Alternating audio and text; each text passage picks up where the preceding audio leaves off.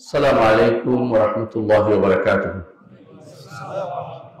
الحمد لله رب العالمين والصلاة والسلام على أشرف الأنبياء والمرسلين نبينا محمد وعلى آله وأصحابه أجمعين. أما بعد،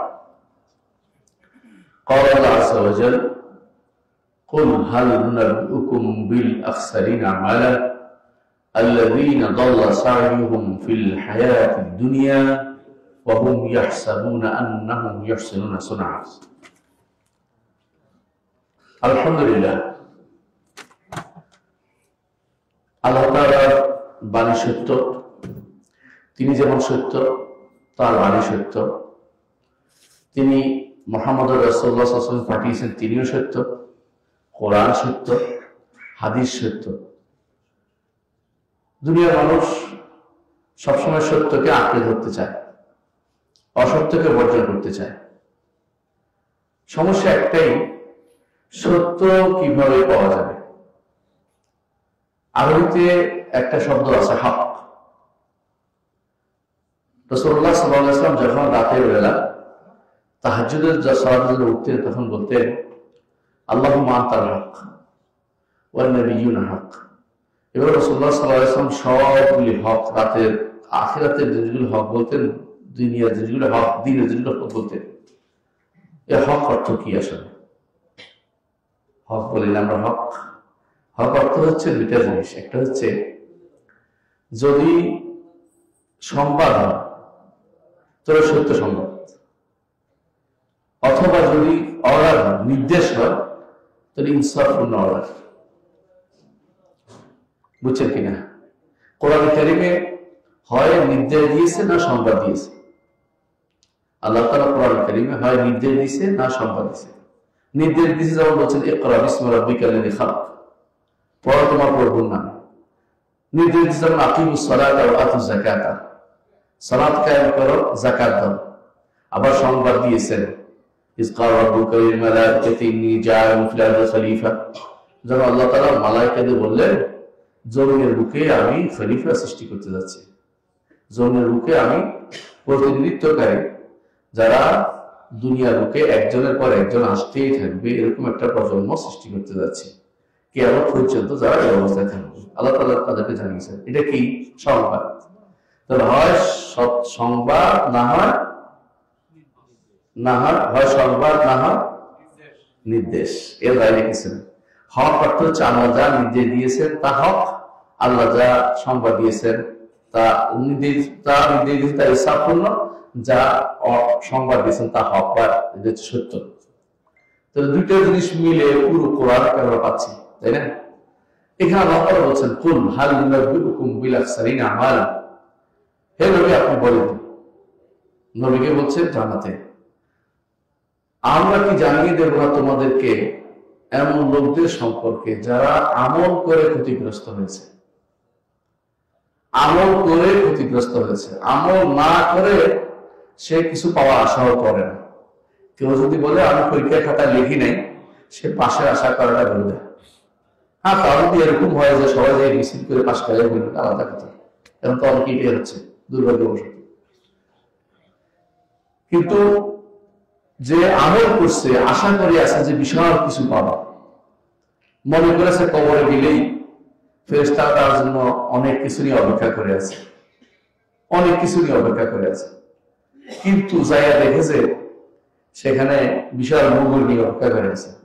মুগুর বুঝুন তো, মানে মার হেজে উঠেনি, সেটা নিয়ে অপেক্ষা করে আছে। তখন কিন্তু খুব ভালো কাজ হয় না সেটা। এরা কারা করে? যারা আল্লাহ আয়াতকে অস্বীকার করে। আল্লাহর আয়াত দুই প্রকার। আয়াত অর্থ যার নিদর্শন। একটা হচ্ছে আল্লাহ কোরআনের আয়াত, কোরআন আয়াত বুঝি আমরা। আর একটা হচ্ছে নিদর্শন, সূর্য পূর্ব দিকে উঠে পশ্চিম দিকে ডুবে,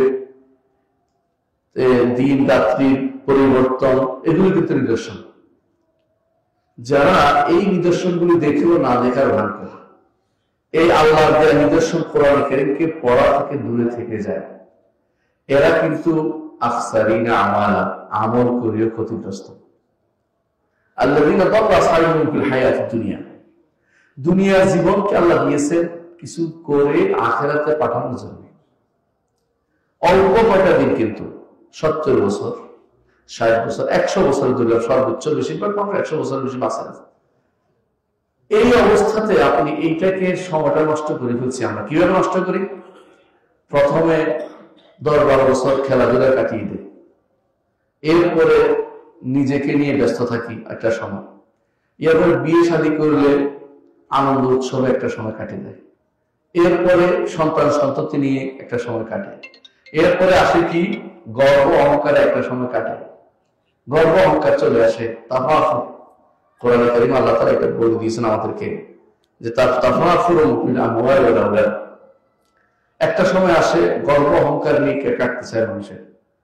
সেটা কিরকম? আমার ছেলে এই পাস করেছে, ওই পাস করেছে, আমার মেয়ে এই পাস করেছে, ওই পাস করেছে, আমার পরিবারের লোকেরা আগে এই ছিল, ওই ছিল, আমি কি হলো রে, আমি হয়ে গেলাম, হয়ে গেলাম। এই যে একটা জিনিস কাকে আল্লাহ কোরআন কারীমে উল্লেখ করেছে, সূরা হাশরের হাদিসে আসছে আয়াতটা। এটা কি বলছে? হায়াতুদ দুনিয়া লাহবুন ওয়া লাইব, খেলা এবং তামাশার মধ্যে ভুলে যাওয়ার জন্য। কারণ তো ভুলে যায়, এমন জিনিস দিয়ে ভুলে যায় দুনিয়া আখিরাতকে। আর লাইব হচ্ছে খেলাধুলা। ছোট বাচ্চা প্রথমে খেলাধুলা, পরে ভুলে যাওয়ার মতো আখিরাত ভুলে যাওয়ার কাজ করে। লাহবুন ওয়া লাইব ওয়া, এরপরে জিনাতুন, সৌন্দর্য। একটু বড় হলে শরীর কিভাবে সুন্দর কাপড় পরবে, জামা কিভাবে সুন্দর পরবে, এই নিয়ে একটা সময় কাটে। ওয়া তাফাখুরু, জিনাতুন ওয়া তাফাখুরু বিল আমওয়ালি ওয়াল আওলাদ। এরপরে যখন বিয়ে শাদী করে, সন্তান কত হলো, সম্পদ কত হলো, এই নিয়ে গর্ব করতে থাকে। বুঝছো তো? এইটা করতে করতে একটা সময় কিন্তু ইবাদত করার সময়টা শেষ হয়ে যায়। তখন অসুস্থ হয়ে পড়ে, আখিরাতে যাওয়ার জন্য ব্যস্ত হয়ে পড়ে, তখন কিন্তু ইবাদতের সুযোগটা পায় না। এই জন্য যুবক বয়সে ইবাদতটা আল্লাহর কাছে বেশি প্রিয়। এই সময়টা আপনি বুঝছেন যে আমার কিন্তু ভালো অবস্থা, আপনি বুঝছেন যে আমার কিন্তু আখিরাতের এখন মানে আখিরাতে আমাকে যেতেই হবে। ওই সময় চিন্তা করেন না যে আমি আরো 1000 বছর বাঁচতে, চিন্তা করতেছেন না। বরং ওই সময় চিন্তা করেন, যে সময় অন্যায় করতে পারে, ওই সময় চিন্তা করতেছেন যে না, আমাকে তো আল্লাহর সামনে দাঁড়াতে হবে, আমি অন্যায়টা করবো না। এই সময়ে যদি আপনি আল্লাহর ইবাদতে টিকে থাকতে পারেন, রাসূলুল্লাহ সাল্লাল্লাহু আলাইহি ওয়াসাল্লাম বলেছেন আল্লাহ আপনাকে আরশের নিচে ছায়া দেবে। আরশের নিচে ছায়া পাওয়া, হাসরের মাঠে যখন আর কোনো ছায়া থাকবে না, ইয়াউমা লা যিল্লা ইল্লা যিল্লু ওয়া নাসু যিল্লা আরশি, দুইটা আল্লাহর ছায়া। আমাদের শেখ মুহাম্মদ সাল্লাল্লাহু আলাইহি ওয়াসাল্লাম বলে এটা হতে পারে আল্লাহর সৃষ্ট ছায়া অথবা আরশের ছায়া। যে কোনো ছায়া হোক, আরশের ছায়া দেখতে আপনার আমার নিস্তার নাই। সূর্য সেদিন মাথার উপর থাকবে, আপনি আমি কোথায় থাকবো? সূর্যের নিচে, যদি আরশের নিচে ছায়া না পাই। একেবারে সবার জন্য মনে করেন না আরেকজনের কথা বলতেছি, আপনার কথা আমার কথা বলতেছি। আমাদেরকে সেই কষ্টের জায়গা থাকতে হবে যখন সূর্য মাথার উপর থাকবে, গরমাক্ত হতে হতে কারো টাকনি পর্যন্ত, কারো হাঁটু পর্যন্ত, কারো কোমর পর্যন্ত, কারো ডুবু ডুবু লেগানোর মতো হবে কারো, অর্থাৎ এত বেশি পরিমাণ গরমাক্ত হবে আমল অবস্থা অনুসারে। এই অবস্থাটা যখন চলতে থাকবে, সেই সময়টা খুব সুখকর হবে না। সেই সময় কতদিন দাঁড়িয়ে থাকবে তো জানেন? 10 বছর, তাই না? কত বছর? 50,000 বছর। এই লম্বাটাই হিসাব নাই, বিনা হিসাবে লম্বাটাই দাঁড়িয়ে থাকতে পারবে না। এরপরে আল্লাহ আসবেন বিচার করতে হাসরের মাঠে। আল্লাহ আসবেন তো বিচার করতে। আল্লাহ আসবেন কখন? এর আগে তো ঘটনা আছে। আমাদের নবী সুপারিশ না করার সুপারিশ আল্লাহর কাছে চাইবে, আল্লাহ দয়া করে আমাকে এদের ব্যাপারে সুপারিশ করতে দিন, মানুষদের ব্যাপারে। তারপরে সেই দিন আমরা নিস্তার পাবো এই কঠিন অবস্থা থেকে। এই জন্য দুনিয়ার বুকে যে ব্যক্তি একসময় কিন্তু সবাই সবর করে, মেনে নেয়। যে ব্যক্তি 70-80 বছর চলে গেছে, সে মনে করে আমার এখন কবর যাওয়ার সময়, কিন্তু এর আগে কি করছিলেন? এর আগের সময়টা তো আপনার বেশি দরকার ছিল। কবর যাওয়ার সময় তো বুঝছে, ভালো কথা, আলহামদুলিল্লাহ, তবু তো বুঝে আসে। কিন্তু যৌবন বয়সে সবচেয়ে বেশি ইবাদত করা দরকার। একটা ইবাদত যৌবন বয়সে যে ব্যক্তি ইবাদত করবে তা তো আরশের নিচে ছায়া পাচ্ছে। আর যৌবন বয়সে যে ব্যক্তি অন্যায় থেকে বাঁচবে, বেবিচার থেকে বাঁচবে, গুনাহ থেকে, তার তো আরশের নিচে ছায়া পাওয়ার কথা বলেছেন। তিনি উদাহরণ দিয়েছেন, বলেছেন ওইটা যে ব্যক্তি একেবারে বেবিচারী, তাকে প্রস্তাব দিয়েছে হারাম কাজে, সে বলছে আখাফুল্লাহ, আল্লাহকে ভয় করি। তার সেও আশি নিচে ছায়া পাবে। ইমানদার সবসময় দুইটা জিনিস করতে চাই, বলে রাখি কিরকম। একটা হচ্ছে প্রথমত আশি নিচে ছায়া পেতেই হবে। কেন? কষ্ট করে উপরে দাঁড়াতে পারবো না, ওই রিস্ক আমি নিতে পারবো না, ওই রিস্কে যাবে না, বলে না ওই রিস্কে আমি যাবো না। আশির নিচে ছায়াটা আমাকে পেতে হবে যে কোনো মূল্যে। এটা কেমনে পাবো? ওইটা খুঁজতে হবে আমাকে। সেটার জন্য ইনসাফকারী বাচ্চা হওয়া দরকার। যুবকদের মধ্যে দুজনের কথা বলা হয়েছে। মসজিদে যে ব্যক্তি মসজিদের সাথে অন্তরটা লটকে আছে, এই মসজিদ যে কোনো মসজিদ লটকে থাকে কিভাবে? অন্তর মসজিদের সাথে কিভাবে লটকে থাকে? এর অর্থ হচ্ছে সলাৎ আদায় করছেন, আরেকবার সলাৎ কখন আদায় করবে অন্তরের ভিতরে এই টান থাকবে যে একটা সলাৎ আদায় করে বাইরে গেছি আল্লাহর নির্দেশ অনুসারে, আল্লাহর কাছে রিজিক চাইতে গেছি, রিজিকের কাজ করতে গেছি, কিন্তু আমাকে তো আবার ওই জায়গায় ফিরে দিতে হবে। অর্থাৎ তার সবচেয়ে আনন্দের জায়গা হচ্ছে মসজিদ, তার সবচেয়ে প্রিয় জায়গা হচ্ছে মসজিদ। এবং মসজিদে যাওয়া পর্যন্ত অন্তরের প্রশান্তি আসে না, ওই ব্যক্তি আরশের নিচে ছায়া পাবে। সুতরাং আরশের নিচে ছায়া পাওয়ার জন্য কিছু কাজ তো করতে হচ্ছে। একবার বাইরে যাবেন আপনি, কারণ যখনই ইবাদত শেষ হবে বসে থাকলে সব পাবেন, কোনো সন্দেহ নেই। যদি কারো কাজ না থাকে, বাজারে যাওয়াচ্ছে মসজিদে বসে থাকবে সব। অনেকে বলে মসজিদে বসে থাকতে নিষেধ করেছে, না নিষেধ করা হয়। কাজ না থাকলে বসে থাকবেন, কাজ না থাকলে বাইরে যাবেন না, কারণ যতক্ষণ মসজিদে থাকবে ফেরেশতা আপনাদের দোয়া করতেছে। হাদিসে আছে রাসূলুল্লাহ সাল্লাল্লাহু আলাইহি ওয়াসাল্লাম বলেছেন, যদি এক সালাতের পর আর সালাত পর্যন্ত অপেক্ষা করেন, এটা রেবা, মানে আল্লাহর রাস্তায় জিহাদের সওয়াব, অর্থাৎ সীমান্ত পাহাড় দেওয়ার একটা সওয়াব পাবেন। সুতরাং আপনি মসজিদে বসে থাকা একটা কিন্তু বিশাল নেন, এটা খারাপ ভাবে দেখি না। অনেকে বলে আমার কাম নাই, বসে গেছে, বলে হ্যাঁ এটা একটা কাম। মসজিদে বসে থাকা একটা বড় কাম, এটা ছোট কাম মনে করি না। আমার জীবনে যে সময়টা আমি মসজিদে কাটাবো, এটাতে গুনাহ থেকে বাঁচবো। ওই বড় একটা সাইনবোর্ড দেখে না মানুষে খারাপ, ওটা থেকে বাঁচবেন। ফেসবুক মসজিদে বসে চালায় না, ওটা থেকে বাঁচবেন। ওই গুনাহ থেকে কারো ছবি দেখা থেকে বাঁচবেন। এখানে বসে আপনি কি করেন? সর্বোচ্চ সুবহানাল্লাহ আলহামদুলিল্লাহ করলেন, অথবা কিচ্ছু না করেন, চুপ থাকবেন। চুপ থাকা একটা ইবাদত। এই জায়গায় রাসূলুল্লাহ সাল্লাল্লাহু আলাইহি ওয়াসাল্লাম বলেছেন, তোমাদের মধ্যে কেউ যদি কোনো আল্লাহ রাসূল আখিরাতুল ঈমান রাখে, সে যেন হয়তো ভালো কথা বলবে না, চুপ থাকবে। আর যত ভালো কথা আমার নবী বলে গেছেন, যত ভালো কথা আমার নবী বলে গেছেন, বুঝছেন তো? আমরা যখন বলি খুতবা, ইমাম সাহেব যখন দাঁড়ায় কি বলে ইন আসদাকাল হাদিসি কিতাবুল্লাহ, সত্য কথা হচ্ছে আল্লাহর কিতাব, বুঝছেন তো? মসজিদে বসে কি করে? আল্লাহর কিতাব তেলাওয়াত করে। ওয়া খায়রুল হাদী হাদী মুহাম্মদ সাল্লাল্লাহু আলাইহি ওয়াসাল্লাম, আর উত্তম আদর্শ হচ্ছে মুহাম্মদ রাসূলুল্লাহ সাল্লাল্লাহু আলাইহি ওয়াসাল্লাম। যদি কোরআন না পড়ে হাদিস পড়ে, একান্ত রক্ত পড়ে, এখানে বুখারী মুসলিম থাকে, আলহামদুলিল্লাহ সেগুলোতে পড়ে, বিশ্বাস করুন কেউ আপনাকে এগিয়ে যেতে পারবে না, এটা করতে পারবে। দুনিয়ার বুকে অনেক কিছু করতে পারে একজন মানুষ। এখন তো মানুষ এখন সন্ধ্যাবেলা, দিনের বেলা না আপনি চাকরি করেন, সন্ধ্যাবেলা কোন চাকরিটা হয়? বেশিরভাগে বাজারে আড্ডা দেয়, ওই দোকানে আড্ডা দিচ্ছে, ওইখানে বসে আড্ডা দিচ্ছে। আর কামার জুড়ি এলাকার মানুষ কে করে?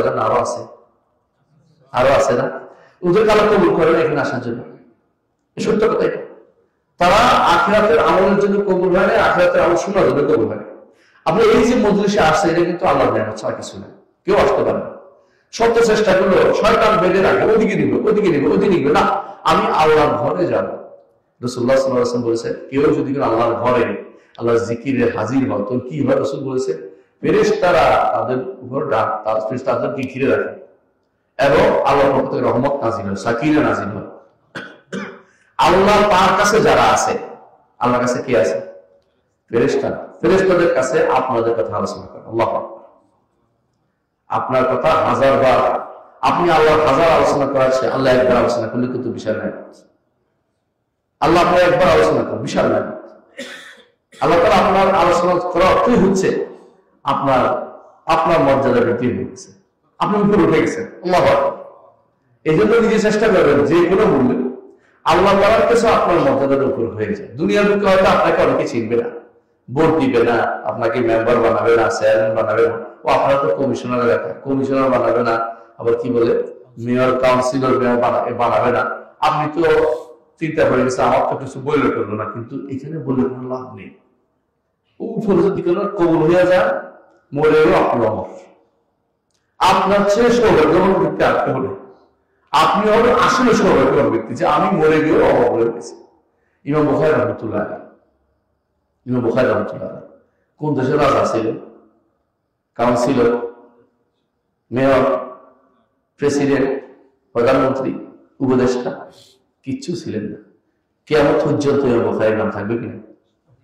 প্রতিটি মানুষ ইমাম বুখারী রাহিমাহুল্লাহ, মুসলিম রাহিমাহুল্লাহ। এই যোগ্যতা কেন হয়েছে জানেন?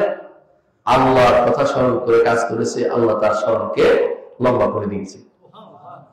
এই জন্য আপনি হয়তো এমন হতে পারেন আপনার কথা দুনিয়াতে কেউ স্মরণ করলো, আল্লাহ কিন্তু স্মরণ।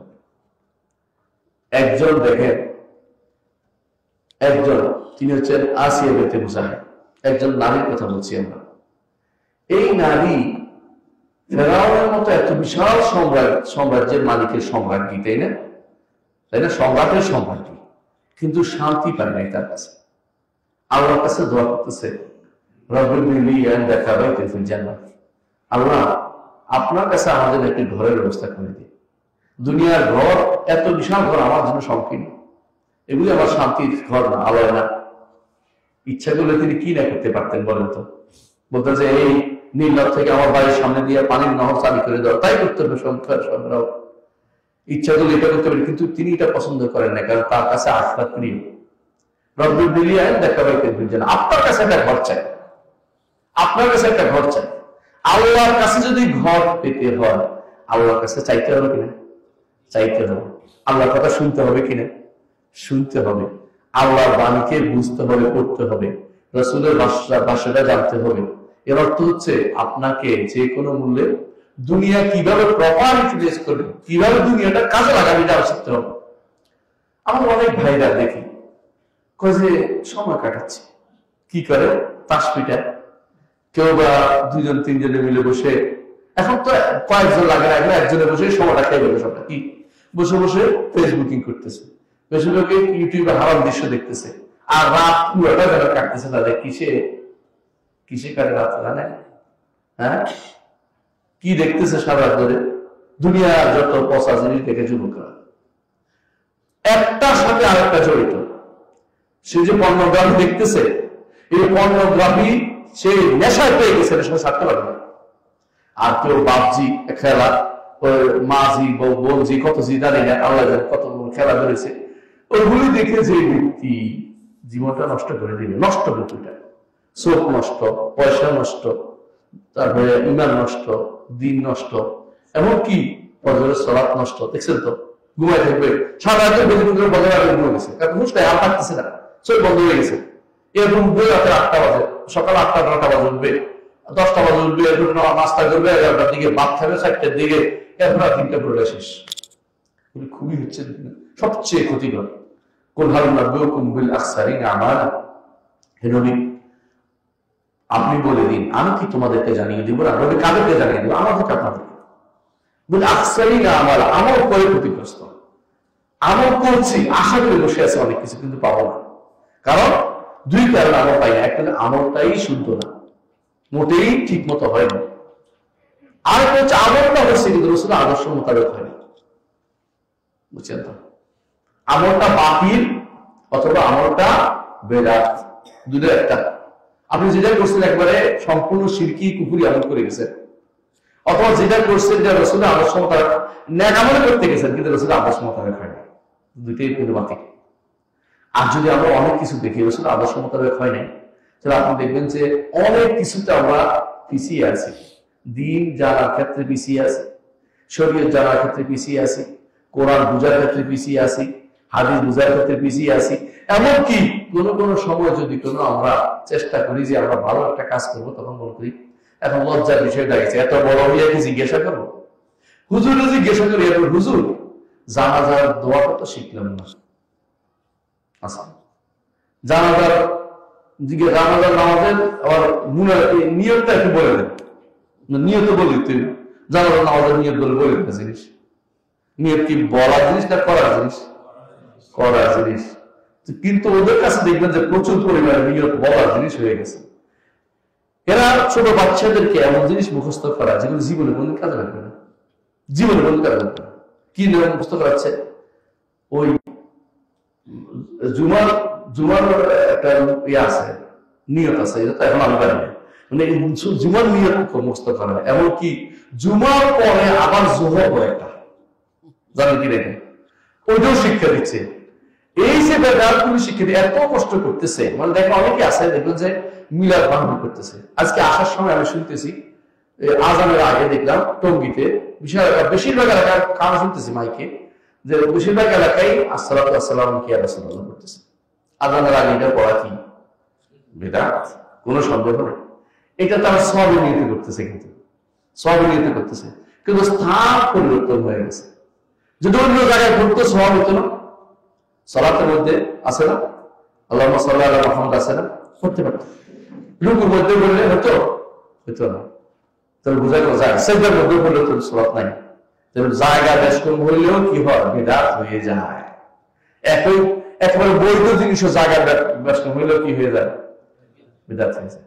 এমনকি সওয়াবের জিনিসও জায়গা বেশ কম হইলেও বিদআত হয়ে যায়। আমি যদি রুকুর মধ্যে সূরা বাকারা পড়ব, চিন্তা ভাবনা করছে হবে এত সওয়াবের আওয়াজ, সূরা বাকারা আছে বললেন সূরা খুব কম আছে, কিন্তু রুকুর মধ্যে করতে পারতেছি না, কত সমস্যা। তো দেখা যাচ্ছে স্থান পরিবর্তন হলে কাজটা হচ্ছে না। ভাইয়া আরেকটা দেখেন, মক্কার কাবা শরীফ গেছে না, কাবার চারপাশে ঘুরলে কি হয়, সওয়াব হয় না? কাবার চারপাশে ঘুরলে সওয়াব হয়। এখন আমি মনে করলাম যে আমাদের এই নারায়ণগঞ্জের লোকেরা নাকি শুনছি কাবা বানাইছে একটা, গরিব না যেতে পারবো না, একটা কাবা বানাই তো অপারেশন করে দিয়ে হবে, ওইটা বাদ দিলাম, এটা কম হবে, এটা তো করলে হবে, কবর বাদ দিয়ে হুজুরের তো করলে তো হবে, মাজারে করলে হবে। যাই করি না কেন এই সবগুলি হচ্ছে হয় শিরিক হবে, এটা ইবাদত হতে কি হবে, শিরিক হবে, গুনাহ হবে, গুনাহ হয়ে যাবে, সরাসরি গুনাহ হয়ে যাচ্ছে। তবে দেখা যাচ্ছে স্থান পরিবর্তন হলে কি হয়ে যায়, অগ্রহণযোগ্য হয়ে যায়। আমল তো করছে কিন্তু কাজে লাগে না। আমি অনেককে দেখেছি তিনি ঘন্টার পর ঘন্টা মিলাদ পড়ে, বুঝছেন, মিলাদ বুঝেন, মিলাদ পড়া সিস্টেম ইসলাম মোটেই নেই। মিলাদ পড়ার জিনিস না, আল্লাহ রাসূলের উপর সালাত পড়ার নির্দেশনা আসছে, আমরা এটা মিলাদ বানিয়ে দিচ্ছি। মিলাদ অর্থ হচ্ছে জন্মতিথি, মানে জন্ম দিবস, জন্মতিথি, এটা জন্মের সাথে সম্পৃক্ত জিনিস। ইসলাম মানুষকে জন্ম বড় হতে পারে না, কর্ম বড় হতে পারে। এই জন্য মুহাম্মদ রাসূলুল্লাহ সাল্লাল্লাহু আলাইহি ওয়াসাল্লাম কত তারিখ তার জন্ম হয়েছিল, ওই তারিখটা কেউ সংরক্ষণ করেনি। সবাই বলছে যে আমুল ফিল, ওই যে বছর হাতির আক্রমণ হয়েছে ওই বছর, বুঝছেন তো, বছর কে রাখছে। এমনকি আশ্চর্যের বিষয় হচ্ছে মাসটাও তারা হেফজ করেনি, মাস কোন মাস এইটা ঠিক করেনি। আমরা রবিউল আউয়াল মাস বলি, কেউ রবিউল মাস বলেই না, এই দুটো মতভেদ আছে। কিন্তু যে জায়গাটা খেয়াল করছে হচ্ছে এক হাদিসে আসছে, জিজ্ঞাসা করছে ইয়া রাসূলুল্লাহ আপনি সোমবার আর বৃহস্পতিবার বেশি বেশি শ্রম পালন করেন কেন? বলছে এই দিনে আল্লাহ আমার নেয়ামত দিয়েছে, কি আমাকে পাঠিয়েছেন, আমাকে নবুয়ত দিয়েছেন, আমাকে এই রাসূল বলেছেন, আমাকে এই রাসূল নবুয়ত দেওয়ার কথাটাকে স্মরণ করার জন্য করেছেন। কিন্তু আমরা অর্ধেক নিছি কোনটা, যেহেতু নবুয়ত রাসূলকে আল্লাহ পাঠাইছেন ওইটা তো পালন করা যাবে। যেহেতু রাসূল পালন করেছেন, কি করেছে, আসো আমরা মিষ্টি মুখ করে টেনে নিই। মিষ্টি মুখ করেছে, কি করেছে রাসূলুল্লাহ সাল্লাল্লাহু আলাইহি ওয়াসাল্লাম, সিয়াম পালন করছে। তাও একটা জিনিস নিয়ে না, দুটো জিনিস নিয়ে। সাহাবায়ে কেরামকে একদিনও বলে নাই সাবধান তোমরা কিন্তু এখন থেকে আমাকে ভালোবাসলে তোমরা এই আমার জন্য তোমরা শ্রম পালন করবে, বলছে এটা কি বলছে, বরং এটা বলেছেন সোমবারে বৃহস্পতিবার শ্রম রাখতে বলেছেন রাসূলুল্লাহ সাল্লাল্লাহু আলাইহি ওয়াসাল্লাম, যেভাবে রাখা যাবে, এবং তিনি এটাকে আদর্শ হিসেবে দিয়েছেন আমাদেরকে। কিন্তু বলেন নাই যে আমার জন্ম উপলক্ষে শ্রম পালন করতে, বলেন নাই। এর অর্থ চিন্তা করা যাবে না, এটা তিনি করতেন, যেহেতু দুটো একসাথে ছিল। এটা একটা অনেক কারণে যখন একটা সুন্নত হয় তখন একটা অর্ধেক করে আদায় করা যায় না। অনেক কারণে একটা সুন্নত হইলে অর্ধেকের কারণে আদায় করা নিয়ম না। তো দুইটা কারণ এখানে আছে, একটা হচ্ছে এই দিনে আমার জন্ম, এই দিনে আল্লাহ আমাকে পাঠিয়েছেন নবী হিসেবে, এই জন্য আরো একটা কারণ উল্লেখ করেছেন। এটা কি জানেন, এই দিনে আল্লাহর কাছে আমলনামা পেশ করা হয়। আমি চাই আমি যখন আমলনামা আমার সব অবস্থা আমলনামা আল্লাহর কাছে পেশ করা হবে, সুবহানাল্লাহ।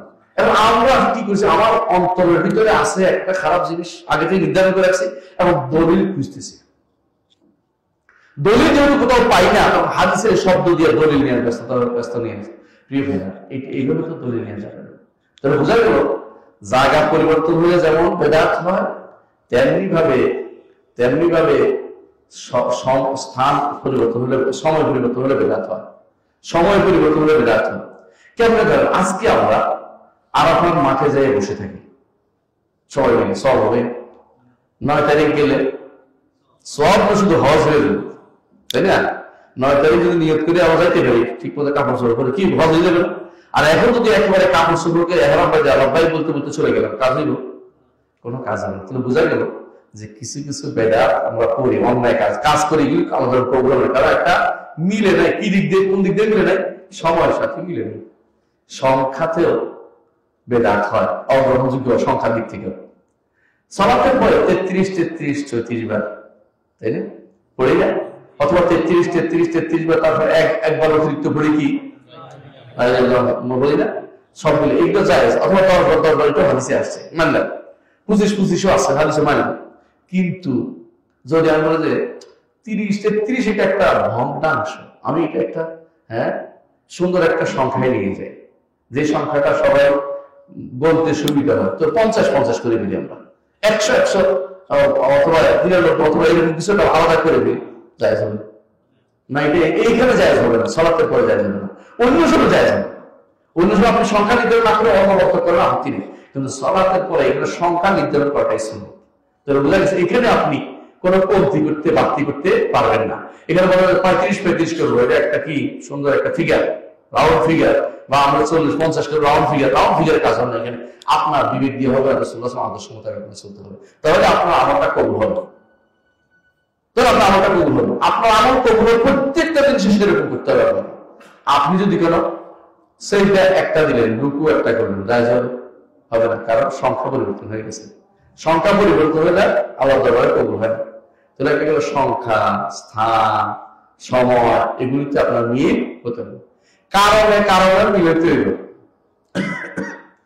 রাসূলুল্লাহ সাল্লাল্লাহু আলাইহি ওয়াসাল্লাম ভয়ের সালাত আদায় করছে যুদ্ধের ময়দানে, ঠিক আছে? আপনি ভয়ের সালাত আদায় করলেন, যে কারফিউ দিছে, এখন থেকে আমি ভয়ের সালাত আদায় করি, হবে? ভয়ের সালাত বুঝেন, 1 রাকাত করছে, অপেক্ষা করছে, আরেকটা হাইটা দিয়ে আরেক রাকাত করছে, এরকম প্রত্যেকে 1 রাকাত করছে। তো আপনি দেখতে পাচ্ছেন যে এইটাও কিন্তু এখানে কাজে লাগতেছে না। অর্থাৎ আপনি যদি কোনো কারণে কোনো কিছু হয়, অন্যটা করতে পারবেন না। আল্লাহ রাসূল সাল্লাল্লাহু আলাইহি ওয়াসাল্লাম তিনি লাইলাতুল কদর রাতে সালাত আদায় করছেন, করেছেন, নিজের পরিবারকে করিয়েছেন। আপনি বললেন যে না, লাইলাতুল কদর যেমন আছে, লাইলাতুল বরাত আছে, কাজ হবে না। মেরাজের রাতে পালন করি, কাজ হবে, কারণ রাসূল করেননি। তাহলে বোঝা গেল যে যেই কারণে রাসূল করেছেন সেই কারণটা এখানে নাই, শুধু এটা করা যাবে না। শুধু এটা না, একই ধরনের হতে হবে, একই ধরনের মিলিত হবে, এক ধরনের মিলিত হবে। রাসূল যেভাবে আগে করছেন সেইভাবে করতে হবে।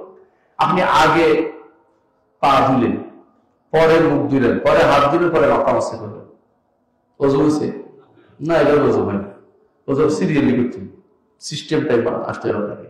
যে ধরেন সালাত আপনি আগে কথা বসে যেহেতু আসি, আগে বসাটা শেষ করে ফেলি, তাই না?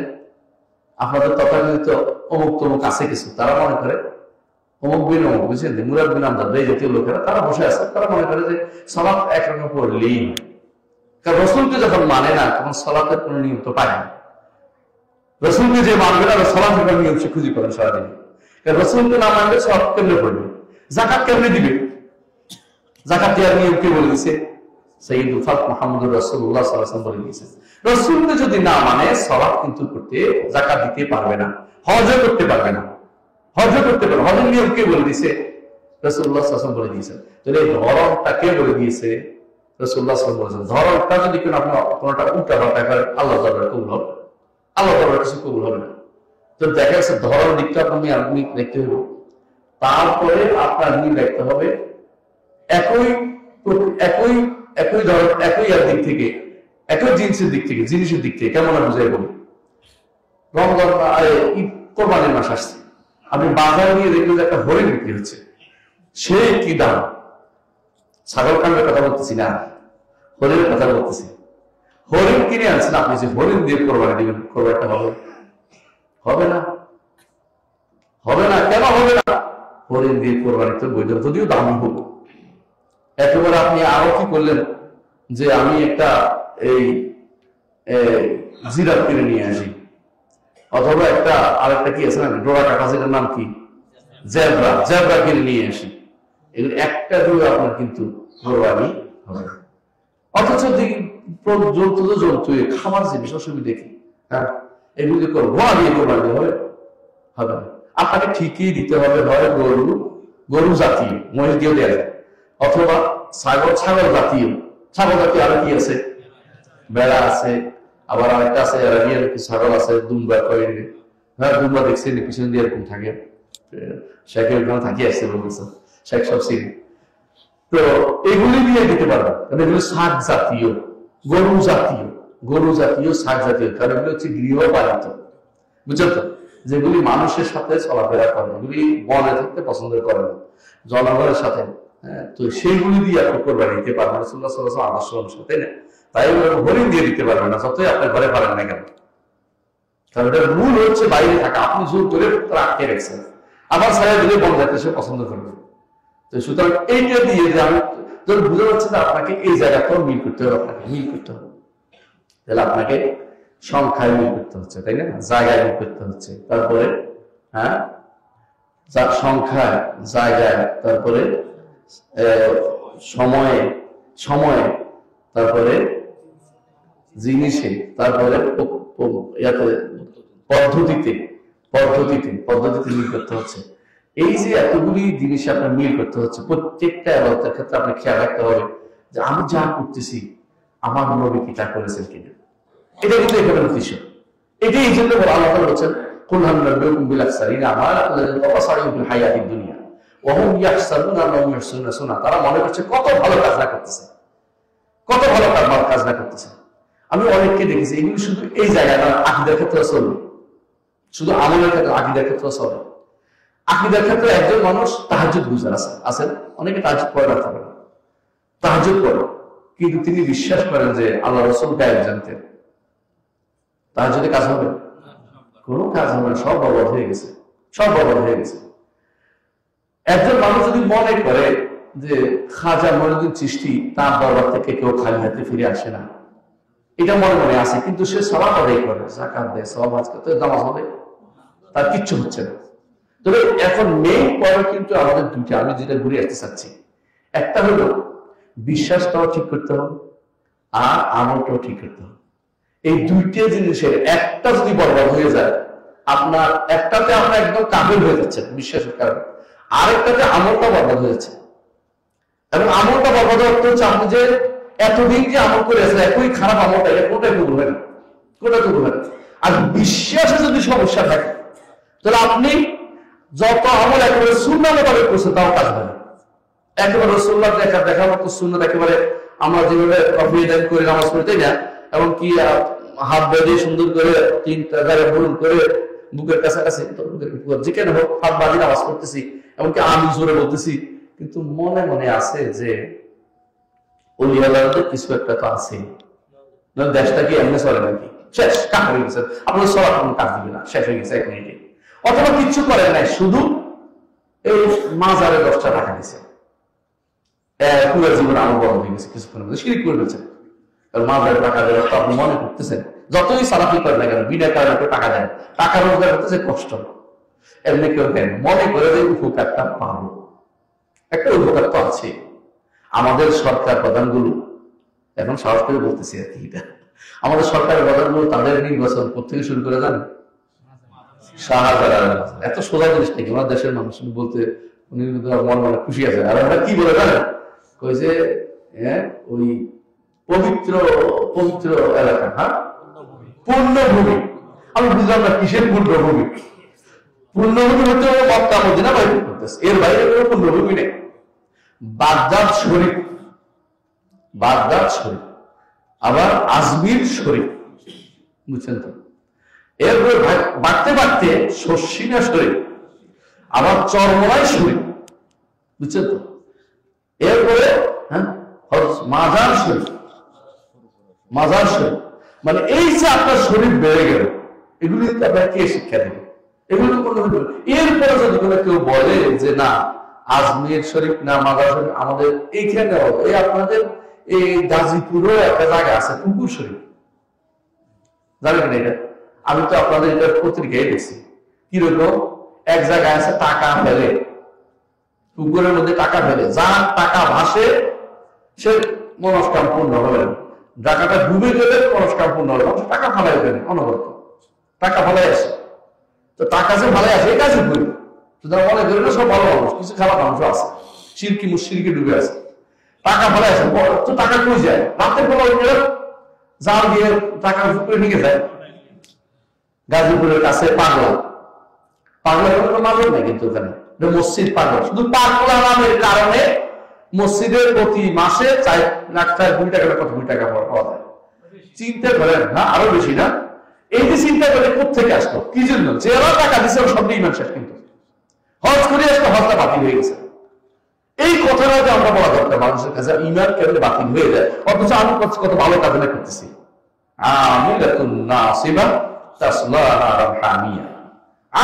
আমল করছে, আমল করতে করতে পিঠ বাঁকা করে গেছে, কষ্টের আর শেষ নাই, একেবারে জীবনের সব কাজের ভিতরে সময় করছে, আমল করছে। গরম আগুনে, উত্তপ্ত আগুনে সে প্রজ্বলিত হবে, জ্বলতে থাকবে উচ্চত আগুন, কারণ বের হবে না।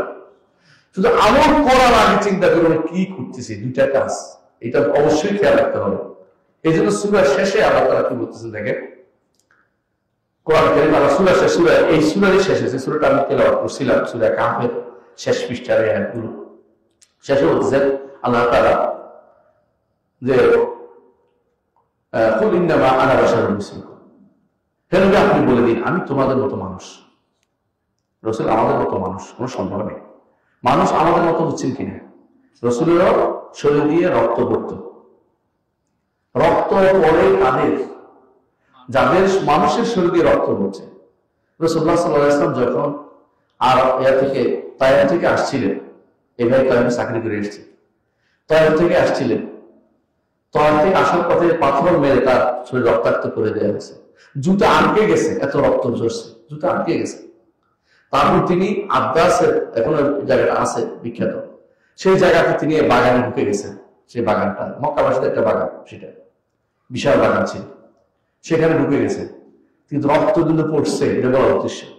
ঠিক উহুদের ময়দানে রাসূলুল্লাহ সাল্লাল্লাহু আলাইহি ওয়াসাল্লাম দাঁত থেকে রক্ত পড়েছে, আঙ্গুল থেকে রাসূল রক্ত পড়েছে। রাসূল কি বলেছে? ইনান্তি ইল্লা উসবুন দামিতি ওয়া ফি সাবিলিল্লাহি মা নাকিতি, আল্লাহর রাস্তায় তোমার হাত থেকে রক্ত বের হয়েছে। রাসূলের রক্ত বের হয়েছে, রক্ত বের অর্থ কি? অবশ্যই তিনি মানুষ ছিলেন। রাসূলুল্লাহ সাল্লাল্লাহু আলাইহি ওয়াসাল্লাম তিনি মানুষের যা হতো তারও সে কষ্ট হয়েছে। মানুষের কি হইতো? রোগ বেলি হইতো, রাসূল রোগ বেলি হয়েছে। রাসূল ওয়ার আসা, আমার মাথা ব্যথা হচ্ছে, রাসূলুল্লাহ মাথা ব্যথা ছিল। রাসূলুল্লাহ সাল্লাল্লাহু আলাইহি ওয়াসাল্লাম তিনি প্রাকৃতিক প্রয়োজনে বাথরুমে যেতেন, কোনো সন্দেহ না যেতেন। রাসূল বাজারে যেতেন, খাবার খেতেন। মানুষ, কিন্তু কিছু মানুষ তো মানুষ মানতে রাজি নেই। মানুষ বললে আপনাকে খেপে উঠবে, মানুষ না অতি মানুষ বলে, তারা অতি মানব বলে, কিন্তু জাহেল। শুধু জাহেল নয়, এটা একসময় তাদেরকে আরো উপর দিকে নিয়ে যায়। কি বলে? আল্লাহ রাসূল আল্লাহর তৈরি বলে, কাফির তো সঙ্গে সঙ্গে কাফির হয়ে যায়। আল্লাহ তাআলা তিনি স্রষ্টা, তার কোনো কিছু সৃষ্টির কাছে নেই। আল্লাহ তাআলা কোথায় আছেন? আরশের উপরে। কোথায় আছেন? আরশের উপরে। আল্লাহ তাআলা কখনো সৃষ্টির ভিতরে নন। যে ব্যক্তি বলবে যে আল্লাহ তাআলা সৃষ্টির ভিতরে, সেই ব্যক্তি সঙ্গে সঙ্গে কাফের হয়ে গেছে। আমাদের দেশে মনসুর হাল্লাদের খুব সুনাম করা হয়, তথাকথিত বিশাল বক্তা, তিনি মাইক ব্যবহার করে কি সুন্দর সুর দিয়ে আওয়াজ করে। তিনি মনসুর হাল্লাদের গল্প বর্ণনা করতে করতে একবারে মাঠ কাঁপায় ফেল, অথচ মনসুর হাল্লাদ নিজে কাফের ছিল। কেমন কাফের জানেন? মনসুর হাল্লাদের ব্যাপারে ইমামরা বলেছে, আমার কথা না, আমি নিজে থেকে বলছি না, কত বড় কাফের ছিল। সে কি বলতো? আনার হক, আমি সেই, আমি আল্লাহ। কেউ বলে আমি আল্লাহ, সেই ইমানটা থাকে। অথচ মনসুর হাল্লাদের জন্য এরা গান গায়, আর বানায় নতুন নতুন নতুন কাহিনী বানায়। কি কাহিনী বানাইছে? হ্যাঁ, আপনাদের সেই ওই যে দেশে যেখানে মানুষ কি জন্য যায়, ওই সূর্য ডুবা দেখতে যায়, জানেন তো নাম কি? কুয়াকাটা। সেখানকার হুজুরের কাহিনী বানাইছে। কি কাহিনী বানাইছে? কত বড় শিরকি কাহিনী বানাইছে মানে দেখানোর জন্য। বলছে আয়সা দেখে মনসুর ইয়ার ভিতরে নাই, জেলখানায় নাই।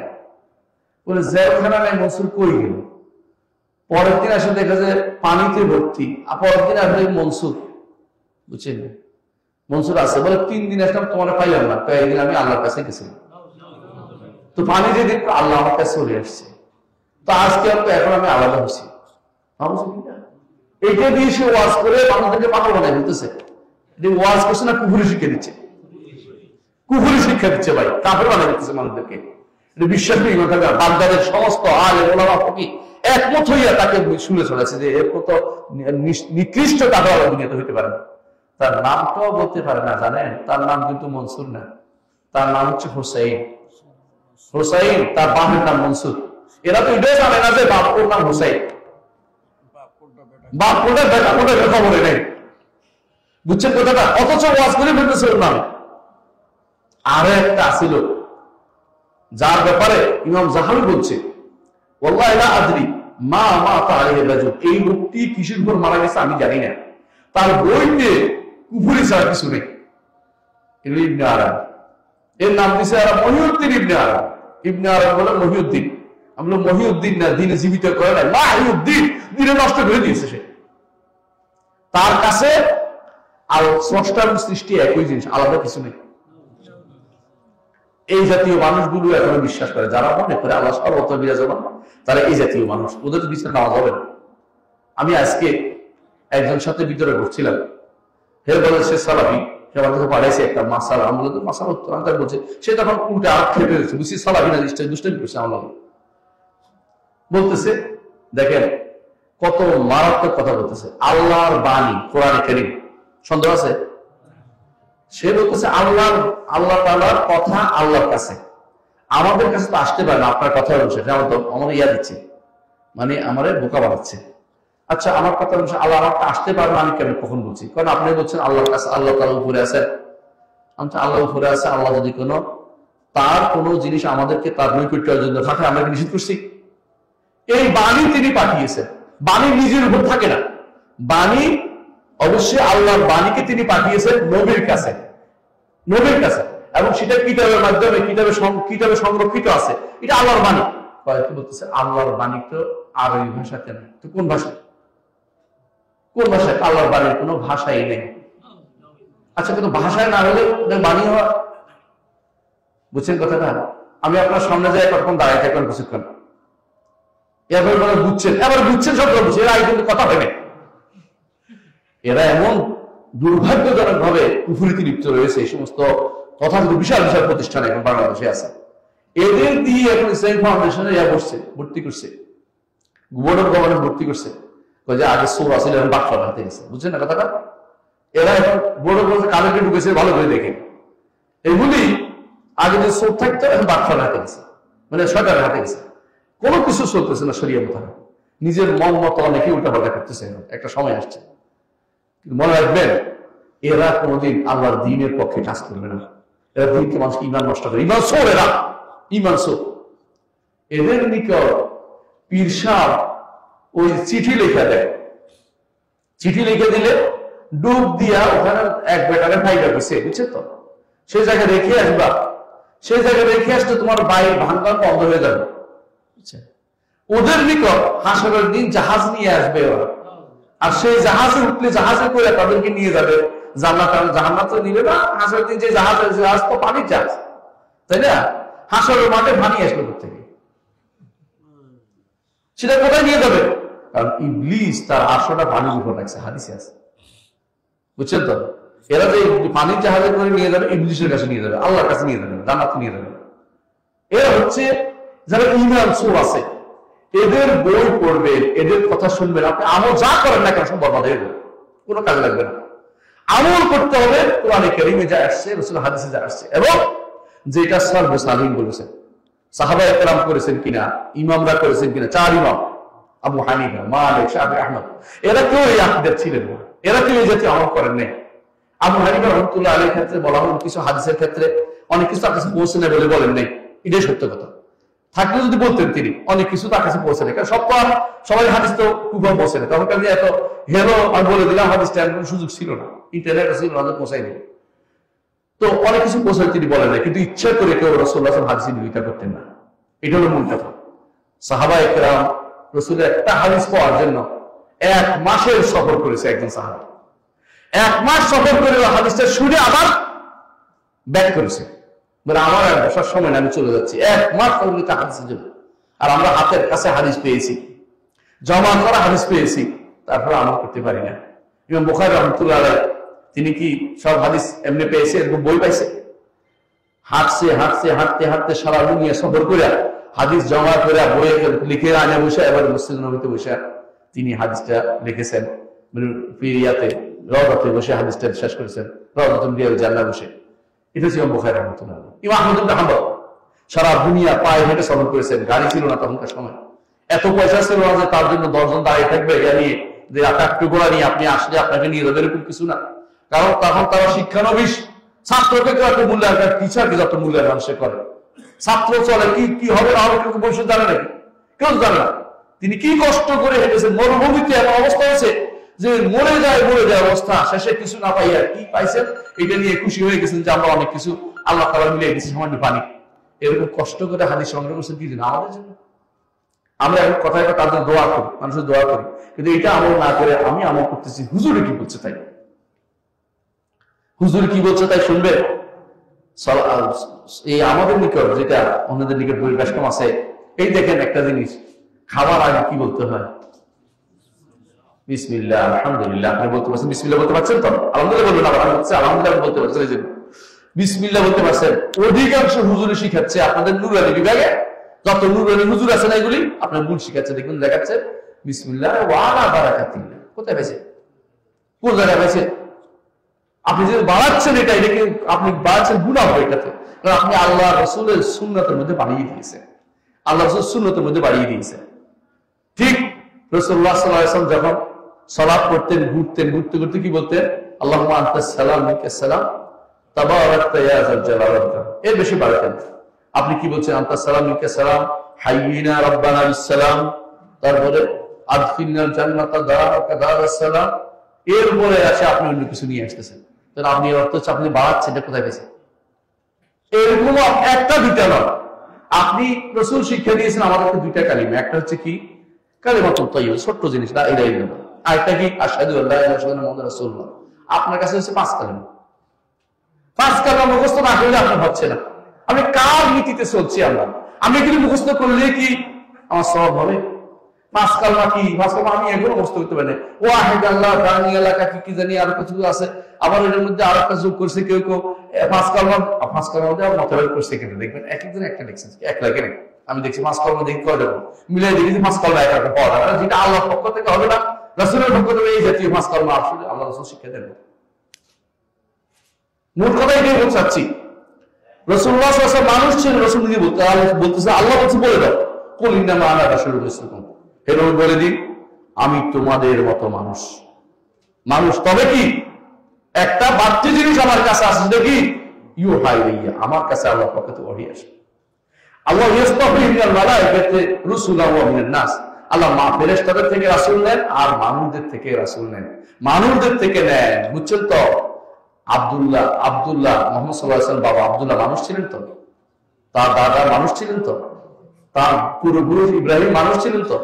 এখন যদি কেউ বলে না তারা কেউ মানুষ ছিল না, মাঝখানে সবাই মানুষ ছিলেন কিন্তু রাসূল মানুষ ছিলেন না, তাহলে কি হয়ে যাবে? সে তো পুরো কোরআন অস্বীকার করতেছে, কোরআনে শত নস অস্বীকার করতেছে। মানুষ ছিল না বলতো কারা জানেন? আরবের মুশরিকরা বলতো। আরবের মুশরিকরা বলতো কি বলতো? যে আবাসানের দুনে না, মানুষকে আবার হেদায়েত দিবে, মানে মানুষ হেদায়েত দিবে তারা মনে করে না, গ্রহণ করতে পারে না। তারা সবসময় মনে করতো ফেরেশতা নাযিল হবে। আল্লাহ তাআলা কোরআনে কারীম বলেছেন লাওয়াজালনা মালাকা লাকুদিহাম, যদি আমি ফেরেশতা নাযিল করি তো শেষ হয়ে যাবে তোমরা, মানে ফেরেশতা তোমাদেরকে দমক দিলেই শেষ, মরে যাবে। জিবরিল যদি একটা চিৎকার দেয়, দুনিয়ার মানুষ বেঁচে থাকে কেউ? সব শেষ। সাইহাতান ওয়াহিদা, একটা চিৎকার যেমন শেষ হয়ে যায়। জিবরিল কোন জনপদে এসে একটা চিৎকার দিয়েছে, সব ঠান্ডা, একদম ঠান্ডা হয়ে গেছে, একদম চুপ, আর কিছু নেই, মরে গেছে সব। আপনি যদি মনে করেন মানুষের জন্য মুহাম্মদ রাসূলুল্লাহ সাল্লাল্লাহু আলাইহি ওয়াসাল্লাম আমাদের জন্য বড় নেয়ামত, আল্লাহ তাআলা মানুষে পাঠিয়েছেন, যাতে করে তার থেকে আমরা আমল শিখতে পারি। নিজের মন মতো আমল করলে হবে না। আল্লাহ ইলাহু ইলাহু ওয়াহিদ, একটা জিনিস, আমাদের রব ইলাহকে, আল্লাহ। ইলাহ তো কি? মাবুদ, যার ইবাদত করা হয়। আল্লাহ আমার রব, তিনি আমার সব, এটা বললে কি আল্লাহর ঈমান হলো? না। আল্লাহ আমার রব, তিনি আমার সব, এটা বললে আমার ঈমানের 3 ভাগের 20 ভাগের 1 ভাগ হচ্ছে কিনা সন্দেহ, কিছু হয় না, অনেক কিছু বাকি আছে। ঈমান হতে কেউ যদি বলে আমি আল্লাহকে বিশ্বাস করি, ঈমানদার হয়ে গেছে? না ভাই, আল্লাহকে বিশ্বাস করে বললেই ঈমানদার হয় না। ঈমানদার হওয়ার জন্য কয়েকটা জিনিস লাগবে। 1 নম্বর হচ্ছে আল্লাহকে রব মানতে হবে, আল্লাহর নামগুলো স্বীকৃতি দিতে হবে, আর একমাত্র আল্লাহর ইবাদত করতে হবে। 3টা কমপ্লিটলি ঈমান। ওযু যেমন, ওযু মাথা পাশা করলে ওযু হয়ে যাবে, হাত দিলে ওযু হয়ে যাবে, মুখ দিলে ওযু হয়ে যাবে, সবগুলি করলে ওযু হবে। বুঝতে পারছি? ঠিক 3টা যদি না হয় ঈমানদার হতে পারবে না। আল্লাহকে রব মানবেন, আল্লাহ আমার রব। রব অর্থ হচ্ছে তিনি আমাকে সৃষ্টি করেছেন, তিনি আমার মালিক, তিনি আমার পরিচালক। কয়টা? 3টা। এই 3টাই শেষ নয়, এরপরে তার নাম আছে, গুণ আছে, তার নামগুলিকে সাব্যস্ত করতে হবে, এবং নাম গুণগুলি সাব্যস্ত করতে হবে। নাম গুণগুলো মানুষের মতো করে সাব্যস্ত করা যাবে 2 নম্বর। 3 নম্বর সৃষ্টির মতো সাব্যস্ত করা যাবে। 3 নম্বর হচ্ছে এর প্রকৃত ধরন আমরা জানি না। কেন জানি না? তাকে দেখছি নাকি? দেখি নেই। যাকে দেখি নেই তাকে সংবাদের উপর নির্ভর করতে হয়, সংবাদের উপর নির্ভর করতে হয়। বুঝছেন কথাটা? যারা দেখেন না সেটা এরকমই। আপনারা যদি বলে কাশ্মীর দেখছেন কেউ? দেখেন নাই। কাশ্মীরকে খুব সুন্দর সংবাদ দিচ্ছে, আমাকে বলছে সংবাদের উপর নির্ভর করছে, এটাই নিয়ম। আসছে সংবাদ সত্য। আল্লাহকে তিনি সংবাদ দিয়েছেন যে ঈমান আনতে হবে। তাহলে 3টে জিনিস লাগবে এখানে। প্রথমে রব মানতে হলে কয়টা জিনিস লাগবে? 3টে। কি? তিনি আমার স্রষ্টা, তিনি আমার মালিক, তিনি আমার পরিচালক। দুনিয়ার কিছু সব পরিচালনা করে তিনি, আর কেউ পরিচালনা করতে পারে না।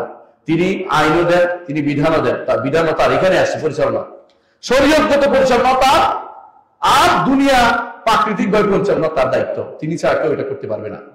আলা লাহুল খালকু ওয়াল আমরু, অর্ডারও তার, সৃষ্টিও তার, অর্ডারটা তিনি দিবেন, আর কেউ দিতে পারবে না। সবই রুবুবিয়তের অংশ। আল্লাহকে একজন মানলে কি ঈমানদার হয়ে গেছে? না। দ্বিতীয়টা লাগবে, সেটা কি? আল্লাহর নাম ও গুণের স্বীকৃতি দিতে হবে, কারোর সাথে সাদৃশ্য দিতে পারবেন না, আর প্রকৃত অবস্থা ছেড়ে দিতে পারবে, প্রকৃত অবস্থার আশা ছেড়ে দিতে হবে, যে আমি জানি না তার প্রকৃত, তা কিভাবে আসে উঠেছেন জানি না, কিভাবে নিকটতর আসমানে নেমে আসেন জানি না, কিভাবে হাসরের মাঠে আসবেন জানি না, কিভাবে আসমান জমিনকে হাতের মুঠোতে রাখবেন জানি না, ধরন জানি না, কিন্তু বাস্তবটা বিশ্বাস করি, ঘটনাটা বিশ্বাস করতে হবে। এটা হচ্ছে এই 3টে জিনিস একসাথে বলেছি। এইটাতে যথেষ্ট না, এই 2টা হলে ঈমানদার হয়ে যাবে। আরো 3টা জিনিস লাগবে ঈমানদার হওয়ার জন্য। আর 3টে জিনিস ঈমানদার হওয়ার জন্য সেটা কি? ইবাদত করতে হবে, তাই না? লাস্ট ইবাদত 3 ভাবে করতে হয়। 3টা জিনিস দিয়ে, নিজের অন্তর দিয়ে, মুখ দিয়ে, অঙ্গ প্রত্যঙ্গ দিয়ে, ইবাদতের এগুলি দিয়ে। বুঝছেন তো? একটা যদি অস্বীকার করেন তো ঈমান থাকতেছে, একটা অস্বীকার করতে পারবেন না। আল্লাহকে রব মানতে হবে, অর্থাৎ তার সত্তা মানতে হবে, তার কর্ম মানতে হবে, আল্লাহর নাম মানতে হবে, আল্লাহর গুণ মানতে হবে, আল্লাহর অধিকার পূরণ করতে হবে। অধিকার হচ্ছে ইবাদত। এই 5টি জিনিস আমি ধরে দিতে আপনাকে। 5টি জিনিসে একটা কম হবে, আপনি ঈমানদার হতে পারবেন না। 5টি জিনিস পুরোপুরি আপনাকে, 5টি জিনিসের উপর আপনাকে সাবিত কদম থাকতে হবে। তাহলে এটাই হচ্ছে কি বলেছেন রাসূলুল্লাহ সাল্লাল্লাহু আলাইহি ওয়াসাল্লামকে আল্লাহ তাআলা, কুল ইন্নামা আনা বাশারুম মিসলুকুম, বলুন আমি তোমাদের মতো মানুষ। তবে পার্থক্য হচ্ছে ইউহা ইলাইয়া, আমার কাছে ওহী আসে। কি ওহী? আন্নামা ইলাহুকুম ইলাহুন ওয়াহিদ, তোমাদের ইলাহ তো একজন ইলাহ, একের বেশি নয়। এই তিনি সর্বশ্রেষ্ঠ বলেছেন। কেন? আগের গুলি না মানলে শেষেরটা মানা যায় না। কথা বুঝছেন কিনা? আমি যদি বলি আমি কামার জুড়ি আসছি, তো একবারে আশাই গেছি, তাই না?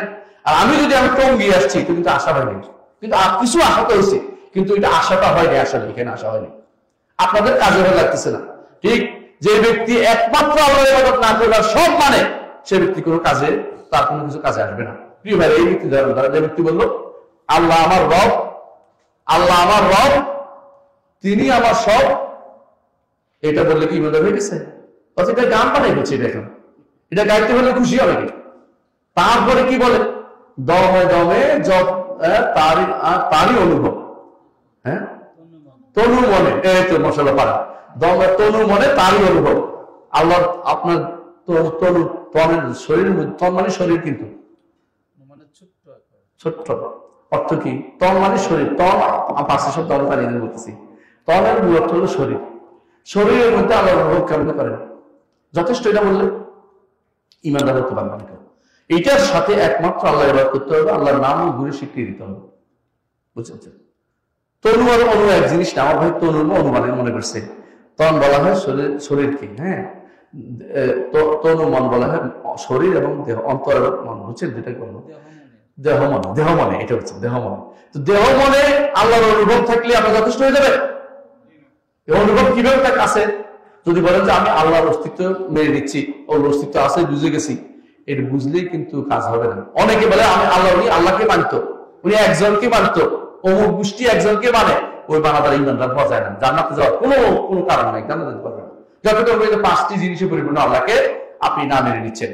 তাহলে আল্লাহকে মানতে হলে, আপনি ইমানদার হতে হলে আপনাকে লাগতেছে, হ্যাঁ, আন্নামা ইলাহুকুম ইলাহুন ওয়াহিদ ফামান কানা ইয়ারজু লিকা রাব্বিহি, যে কেউ আল্লাহর সাথে সাক্ষাৎ করতে চাই আমরা সাক্ষাৎ করতে যদি না চাই, তাহলে আল্লাহ তাআলা আপনার সাক্ষাৎ চাইবেন না।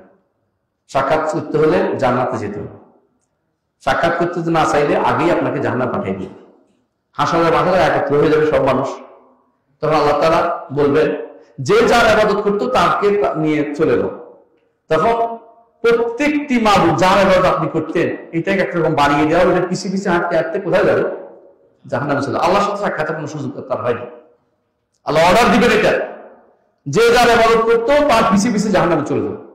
বাকি থাকবে দুইটা গোষ্ঠী, একটা হচ্ছে ইমানদার, একটা হচ্ছে মুনাফিক গোষ্ঠী। ইমানদার মুনাফিক বুঝছেন তো? কারণ মুনাফিকরা বাহ্যিক ভাবে কারো ইবাদত করে নাই, পড়ে আছে এখানে। সেইখানে তারা থাকার পরে আল্লাহ তাআলা হাসরের মাঠে এসে বলবেন যে আমি তোমাদের রব। ইমানদাররা বলবো যে আপনি আমাদের আলামত দিয়ে চিনবো। বলে কি আলামত? আলামত হচ্ছে আমরা আপনার পিণ্ডলি দেখবো, সেজদা করবো। আল্লাহ তাআলা তার পিণ্ডলি মুক্ত করবেন পায়। তখন হাদিসে রাসূল, বুখারী হাদিসে একটা দুটো কয়েকবার আসছে হাদিসটা, সেখানে বলেছে আল্লাহ তাআলা তখন তার পায়ের পিণ্ডলি মুক্ত করবেন আর ঈমানদাররা সেজদা করতে পারবেন। কিন্তু হাদিসে আসছে মুনাফিকরা তখন সেজদা করতে পারবেন, আলাদা হয়ে গেল। বুঝছেন? এরপরে যখন যাইবে ফুলসিরাত পার হতে যাইবে, জান্নাত যেতে হবে তো, ফুলসিরাত পেরোতে যাবে, তখন মুনাফিকরা পিছনে পড়ে যাবে, কারণ তারা আলো পাচ্ছে না। ফুলসিরাত অন্ধকার জায়গা ভাই, আলো হবে কতটুকু? আমল অনুসারে আলো হবে। এখন সবচেয়ে কম যে আলো পাবে তার বুড়িয়াগুলোর মধ্যে, বুড়িয়াগুলো বুঝেন তো, একটু একটু করে জ্বলবে, এটা দিয়ে আলো পাবে। তখন তারা বলবে কি, আনজারুনা নাক্তাবিস মিন নূরিকুম, অপেক্ষা করো না, তোমাদের নূর দেখে দেখে বার হতে চাই। কিলার যে ওরা বলো পিছনের দিকে তাকাও, পিছনে তাকাতে তাকাতে ইমানদাররা বার হয়ে গেছে, এবার নিচে পড়ে গেছে, লাভ হয় না কিছু। এরা লাভ পায় না, এরা জাহান্নামে পড়ে গেছে। কিন্তু এরা কাফেররা কিন্তু আগে জাহান্নামে চলে গেছে। বাকি রইল ইমানদাররা পার হতে পারবে, ফুলসিরাত পার হবে, কান্তরার মধ্যে আটকে পড়বে, ফুলসিরাত পার হলে ছোট্ট ফুল একটা আছে, এখানে আটকা পড়বে। কারা?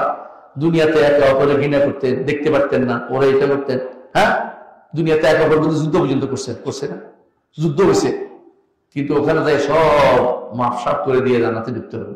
ওয়ানাযানা মা ফি সুদুরিহিম মিন গিল্লিন ইখওয়ানান আলা সুরুরিন মুতাকাবিলিন। যতক্ষণ পর্যন্ত অন্তরে হিংসা বিদ্বেষ থাকবে জান্নাতে প্রবেশ করতে পারবে না, কারণ হিংসা বিদ্বেষ নিয়ে জান্নাতে যাওয়া যায় না। এই জন্য ঈমানদারদেরকে দূর করে দেবে আল্লাহ তাআলা। সেখানে আলী রাদিয়াল্লাহু আনহু, মুআবিয়া রাদিয়াল্লাহু আনহু কিভাবে থাকবেন? একে অপরের বিদ্বেষ নিয়ে সামনাসামনি, ইখওয়ান আলা সুরুরিন মুতাকাবিলিন, সামনাসামনি খাটে বসে বসে আনন্দ উৎসব করবে ওনারা। সেখানে তুহবারুন, জান্নাতে সেখানে আনন্দ উৎসব করবে সবাই। জান্নাতে কোনো কষ্টের জায়গা নয়, জান্নাতে যেতে পারি। কিন্তু সমস্যার কথা, এদের দিয়ে একটা গোষ্ঠী কিন্তু ধ্বংস হয়ে গেছে। একটা গোষ্ঠী মুআবিয়ার বিরুদ্ধে বই লিখতেছে, মুআবিয়ার বিরুদ্ধে বক্তব্য দিতেছে, তাদের মুআবিয়া রাদিয়াল্লাহু আনহু কেন রাসূল বলছে এটা নিয়ে মাথা ব্যথা করে যাচ্ছে। এখন যে গণতন্ত্র তার কুফুরি চলছে, এটা দুটি কথার মাথা ব্যথা নেই, এটা প্রতিষ্ঠা করার জন্য আন্দোলন করতেছে। সুবহানাল্লাহ। রাজতন্ত্র আমরা পছন্দ করি আর না করি, এটা তো রাসূলুল্লাহ সাল্লাল্লাহু আলাইহি ওয়াসাল্লাম বলেছেন হবে। গণতন্ত্রের মতো কোনো কিছু রাসূল বলছে করতে বলছে কোনোদিন? তাহলে কিভাবে এটা করে? ইমানদার কিভাবে সমর্থন করতে পারে এটা? এই পুরো সিস্টেমটাকে পরিবর্তন করতে হবে। ইসলামের সিস্টেমে আসতে হবে। ইসলামের হচ্ছে মশওয়ারা সিস্টেম, শুরা সিস্টেমে আসতে হবে। ইসলাম হচ্ছে আহ্লাদ সিস্টেম, যেখানে গণ্যমান্যরা শুধুমাত্র গণ্যমান্যের মধ্যে ফার্স্ট কথা হচ্ছে সালাত আদায়কে নিতে হবে। ভোট দিবে এবং ভোট পাবে সালাত আদায়কারী ব্যক্তি, এর বাইরে কেউ পাবে না। দেখবে মসজিদ ভর্তি হয়ে যাবে, একজনের বাইরে থাকবে না। কষ্ট করার দরকার নেই, এত ওয়াজ নসিহত কমে যাবে ধীরে ধীরে। মানুষ নিজে আসবে বলছে বাবা আমার তো ইসলামের কোনো জায়গা নেই, আমার কোনো জায়গা মূল্য দিবে না, তখন বাধ্য এখানে আসবে। এই জন্য যেটা বলছিলাম, রাসূলুল্লাহ সাল্লাল্লাহু আলাইহি ওয়াসাল্লাম আল্লাহ তাআলা কি বলছেন, কুলিনা মানা বাসু ইউহাই আনা মাইলাকুল্লাহ ওয়া ফামান কান ইয়ারজু লিকা রাব্বি, আল্লাহর সাথে সাক্ষাতের আশা আমরা সবাই করি কিনা? রাসূলুল্লাহ সাল্লাল্লাহু আলাইহি ওয়াসাল্লাম বলেছেন, কেউ যদি আল্লাহর সাথে সাক্ষাতের আশা করে, আল্লাহ তার সাথে সাক্ষাৎ পছন্দ করেন। আমি পছন্দ করি আল্লাহ সাক্ষাৎ করবো, জান্নাতে যাবো, আল্লাহকে দেখবো। এই সাক্ষাৎ তো দেখা, আমাদের শেখ মুহাম্মদ সাল্লাল্লাহু আলাইহি ওয়াসাল্লাম বলে কোরআনে কারিমে যত জায়গায় লেখা আসছে সাক্ষাতের কথা আছে, এটা আল্লাহকে দেখা। সাক্ষাৎ হলো আল্লাহকে দেখা, দেখা হবে না, সাক্ষাৎ হলো আল্লাহকে দেখবো আমরা। আল্লাহকে দেখা আমাদের সবচেয়ে বড় নেয়ামত হলো। দুনিয়াতে আল্লাহকে জানা হচ্ছে বড় নেয়ামত, আখিরাতে আল্লাহকে দেখা হচ্ছে বড় নেয়ামত। আল্লাহকে জানতে হলে আল্লাহর নাম গুণ দিয়ে জানতে হবে, কারণ কিছু সংবাদ দিয়ে জানতে হবে। আল্লাহকে আমরা দেখি নাই, দেখবো যখন, তখন আলিমুল গায়ব থাকবে না, আলিমুল শাহাদা হবে। চোখের সামনে এখন দেখবে না, আমি তো ইমান আছে এখন দেখতেই পাচ্ছি। যে জিনিস গায়েব ওটার গুলি মানতে হয়, যে জিনিস গায়েব ওটার গুলি মানতে হয়। যে জিনিস চাক্ষুষ এটাকে ইমান আনা বলে না, বুঝলেন তো? এটাকে বিশ্বাস করা বলে না, এটা বিশ্বাস করা হতে পারে। যেমন এটা মাইক আমি বিশ্বাস করলাম, কিন্তু এটা ইমান আছে, এটা মাইকটা হয়, কারণ এটা তো মাইক দেখতে পাচ্ছে। অদেখা জিনিসের উপর ইমান হয়। আল্লাযীনা ইউমিনুনা বিল গায়বি, গায়েবের উপরে শুধু ইমান হয়। মনে রাখবেন, ইমান কোনদিন ইমান দেখা জিনিসের উপর ব্যবহৃত হয় না, কিন্তু বিশ্বাসটা দেখা অদেখা উভয়ের উপর ব্যবহৃত হয়। এই জন্য ইমান অর্থ বিশ্বাস আমরা করি না। ইমান অর্থ আমরা বলি স্বীকৃতি দেওয়া, প্রদান করা, এমন বিশ্বাস যার সাথে আমরা দেখে যে ইমানটা শক্তিশালী হবে, এরকম বিশ্বাস হইতে হইব। অর্থাৎ যার নিরাপত্তা আছে যে এটা আমি আর কুফরি করবো না, এরকম ইমান থাকতে হবে। শুধু বিশ্বাস ইমান না, শুধু বিশ্বাস হলো দেখা জিনিসও কখনো কখনো বিশ্বাস করি যে ঠিক আছে বিশ্বাস করলাম, আমি বিশ্বাস করলাম, যদি তুই আমি দেখছি এটা বিশ্বাস করবি, এটা বলতে থাকে মানুষ। তো কি করতে বলছে, যে যে ব্যক্তি আল্লাহর সাক্ষাতের আশা করে দুটা কাজ করতে বলছে। কি করতে হবে? আমল সালেহ করতে হবে। আমল সালেহ করতে হবে, কার অনুসরণ করতে হবে? মুহাম্মদুর রাসূলুল্লাহ সাল্লাল্লাহু আলাইহি ওয়াসাল্লাম। নিজের মন মতো কোনো ব্যাখ্যা, কোনো ইচ্ছা, কোনো চিন্তা কিছু করা যাবে না। আর দ্বিতীয়টা হচ্ছে ওয়ালা ইউশরিক বিইবাদাতি রাব্বি আহাদা, রবের ইবাদতে কাউকে শরীক করা যাবে না। প্রিয় ভাইরা, মনে করতে পারেন ছোট্ট একটা কাম করছে, কিচ্ছু করে নাই, শুধুমাত্র কবরে 10টা টাকা দিছে, কবরে সে দোয়া করে নাই, কবরের দিকে ফিরে সালাত আদায় করে নাই, শুধু এটা করছে, ওইটাতে কিন্তু তার ঈমান কিন্তু শেষ হয়ে গেছে।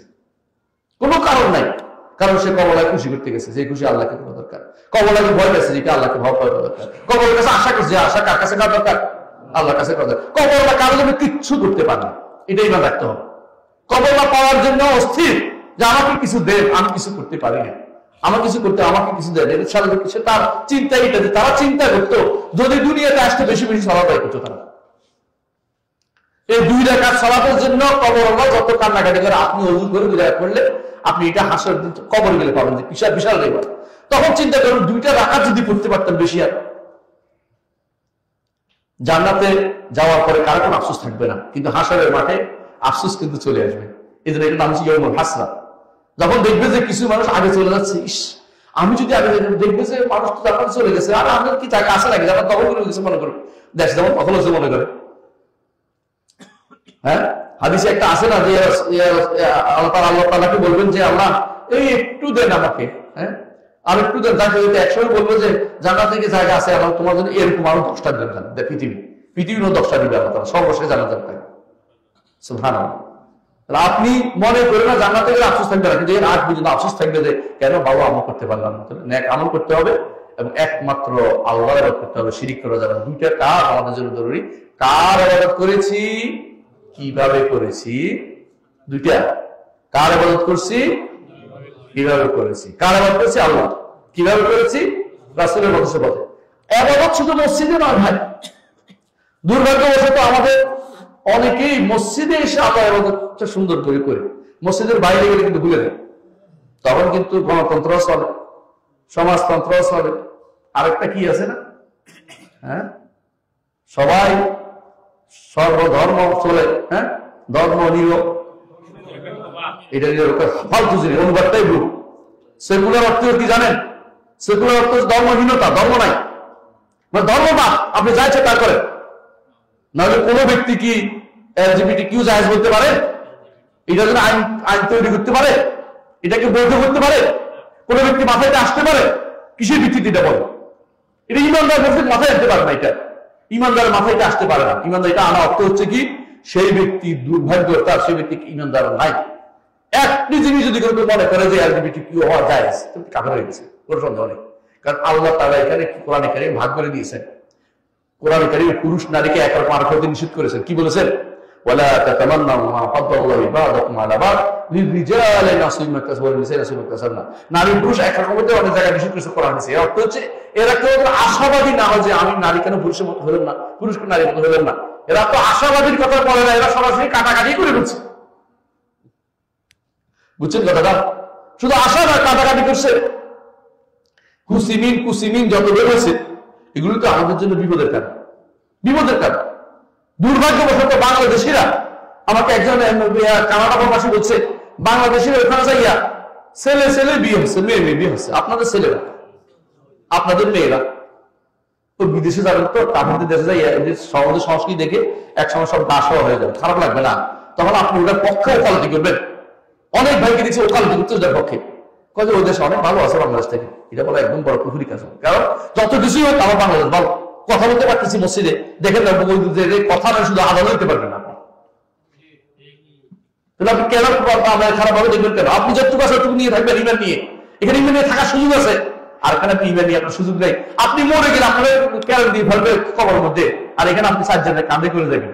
পার্থক্য আছে রে ভাই, বিশাল পার্থক্য। আপনাকে বিসমিল্লাহ আলা মিল্লাতি রাসূলিল্লাহ মাটি দিবে, আর ওখানে আপনাকে মাটি না ওই দিয়া, ওই যে কি বেকু দিয়ে ভালাইবে, আপনার মাটির মধ্যে খাদের মধ্যে ভালাইবে। আর আপনি মরে গেলে আপনার এখানে আপনাকে আল্লাহ শরীয়ত মোতাবেক আপনার জিনিসটা বন্টন হতে পারবে। ওই দেশে শরীয়ত মোতাবেক বন্টনের কোনো সুযোগ নাই। উইল করে গেলে উইলতেও ওয়ারিসদের উইল হয় না, হাদিস নিষেধ আছে, লা ওয়াসিয়াতা লিওয়ারিস। আপনি উইল কিসের হারাম পাবেন না, আপনার সম্পদ শেষ, আপনিও শেষ, জীবনটাও শেষ, বরবাদ, পোলাপাইনা শেষ, সবকিছু শেষ, আপনার জীবনটা পুরোটা শেষ হয়ে গেছে। কেন? আল্লাহ নিষেধ করে যে কাফের দেশে বসবাস করা যায়, বুঝলেন তো? ইমানটা তো আগে শেষ করে যাচ্ছেন আপনি। কম প্রশ্ন করছেন অন্যায়, দুনিয়া এত টাকার দরকার হয় না। আল্লাহ তাআলা আমাদের একটা দেয় দিয়েছে, ঠিক মতো যদি আমাদের দেশে প্রপার সম্পদের কথা প্রপার দিত, যাকাত যদি ব্যবহার করা যেত, এটাও কিন্তু আমাদের দরিদ্র অর্ধায়িত চলে যেত আমার দেশ থেকে। এবং সুন্দর সিস্টেমে চালাতে হলে আমার দেশে সুন্দর চলে। এত হাজার কোটি টাকা পাচার হয়ে গেছে, আমি কারোর বিরুদ্ধে বলছি না, আমরা বুঝে দেখেন, রাগ করেন নাকি বাবা। এত হাজার কোটি কোটি, একটা দুইটা নেই, বিলিয়ন বিলিয়ন, 93 বিলিয়ন ডলার কি মনে করেন আপনি? এগুলি বাংলাদেশকে আমি মনে 1 বছরের বাজার চলতে পারবে না, আরো বেশি হইতে পারে, আমি জানি হিসাব কত। কিন্তু আমি তো মনে করি দেশটা যে এখনো আছে আল্লাহর খাস রহমত ছাড়া কিছু না। এটা চলে কি করে? সবাই যে প্রত্যেকটা মানুষ চুরি করেছে, সব একটা ভাব নেই, সবাই কেন ভালো ইমাম সব কিন্তু পালা দেশ থেকে। এই কঠিন যায় কেউ কি আল্লাহ, আপনি মনে করছেন শুধু মসজিদে আল্লাহর নীতি চলবে, বাইরে চলবে না? বাইরেও চলতে হবে, বাইরেও চলতে হবে। মোহাম্মদ রাসূলুল্লাহ সাল্লাল্লাহু আলাইহি ওয়াসাল্লামের নীতি বাইরেটাও মানতে হবে। মনোনীত করলে মসজিদে আল্লাহটা স্বরূপ, আমরা বাইরেটা আমরা রসুরটা নিব, ওই ভুসুরটা নিব, ওই মিস্টার অনুপেরটা নিব, তাহলে আপনি কিন্তু কাফের, আপনি কিন্তু কাফের। কারণ মোহাম্মদ রাসূলুল্লাহ সাল্লাল্লাহু আলাইহি ওয়াসাল্লাম এমন একটা দিন নিয়ে এসেছেন, ইসলাম কমপ্লিট কোড অফ লাইফ, জীবনের সর্বক্ষেত্রে সমানভাবে প্রযোজ্য এমন একটি দিন নিয়ে আল্লাহ তাআলা তার নবীকে পাঠিয়েছেন। এখানে কোনো অংশ কারো থেকে ধার করার প্রয়োজন হয় না। আমরা ধার করবো না, আমরা কমপ্লিট যাচ্ছে। কোনো যদি বিকৃতি না হয় আলেমের কাছে যা, আলেমের কাছে জিজ্ঞাসা করা বলে দিবে কোথায় কি পাবে, কিন্তু না বলে ওইতে নিব না, ওখানে বদলে দিব। কত বড় দুঃসাহস দেখাইছে এই নারী, কত বড় দুঃসাহসের কথা বলছে। কি বলছে শুনছেন? আমি আইন করে দিব সমান সমান নারী পুরুষ, এরপরে মানবে মানুষে। নাউযুবিল্লাহ, কত বড় দুঃসাহসের কথা বলছে। আপনি জানেন আইন করে দিবে সে, আল্লাহর আইন, আল্লাহর বিধানের বিরুদ্ধে আইন করে দিবে। কেউ যদি এরকম কথা বলে তার ইমান থাকে? ইমান থাকবে না, কোনো ব্যক্তির কোনো ইমান থাকে না। আল্লাহর বিধানের বিরুদ্ধে কথা বলার অধিকার কারণ নাই। আল্লাহ আমাদের তৌফিক দান করুন। আমি আর বক্তব্য দীর্ঘ করছি না, অনেক প্রশ্ন দেখতে পাচ্ছি। সুবহানাল্লাহি ওয়া বিহামদিহি, আশহাদু আল্লা ইলাহা ইল্লা আনতা, আস্তাগফিরুকা ওয়া আতুবু ইলাইক। আসসালামু আলাইকুম ওয়া রাহমাতুল্লাহি ওয়া বারাকাতুহু।